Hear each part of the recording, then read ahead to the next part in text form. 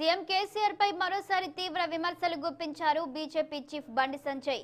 తెలంగాణ వస్తే అందరికీ ఇండ్లు కట్టిస్తామన్న సీఎం మాట తప్పాడన్నారు. తానే స్వయంగా బాధ్యత తీసుకుంటానని చెప్పి మోసం చేశాడని విమర్శించారు. 317 జీవో రద్దు చేయమంటే తనను జైల్లో పెట్టారన్న ఆయన ఎమ్మెల్సీ ఎన్నికలు జరుగుతున్న తరుణంలో టీచర్లు ఆలోచన చేయాలని తెలిపారు. వేములవాడలో మరో శివరాత్రి వస్తుంది, కానీ ఇంతవరకు ప్రకటించిన 500 కోట్లలో ఒక్క రూపాయి ఇవ్వలేదని మండిపడ్డారు.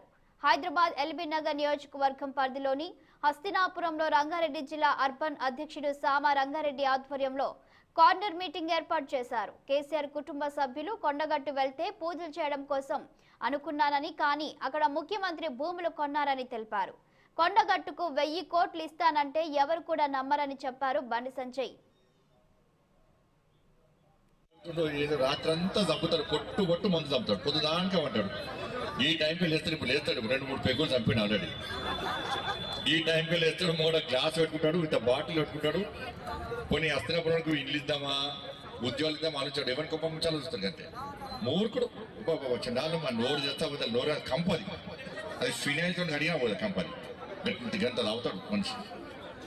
ఇక తిట్టాలి దగ్గర ఇట్లా వేస్తే తిట్టాలా లేదా, ఇది ముద్దు పెట్టుకోనా తిట్టాలి. చెప్తా తప్పు తిడుతున్నా, బూతు తిడుతున్నా. కేసీఆర్కి తల కడుతున్నా, తల 5-6 ముక్కలు నడుతాను. తల బండి సంజయ్ నువ్వు రాని సంగతి చూస్తా, తలకి 6 ముక్కలు నడుతా అంటే వస్తా అని చెప్పిన.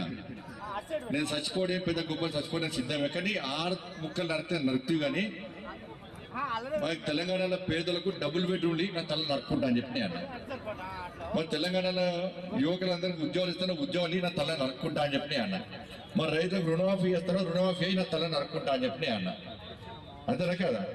ఈడు ఏమి ఇలా కరెంట్ చేసే ఆ కరెంట్ వాళ్ళు ఇప్పుడు చెప్పాను ఉన్నాడన్న. ఆ డేరప్పు ఆ కరెంట్ వాళ్ళు కూడా పిఆర్సీ లేదు, వాళ్ళు కూడా జీతాలు ఇస్తలేడు. మీ అందరికి కరెంట్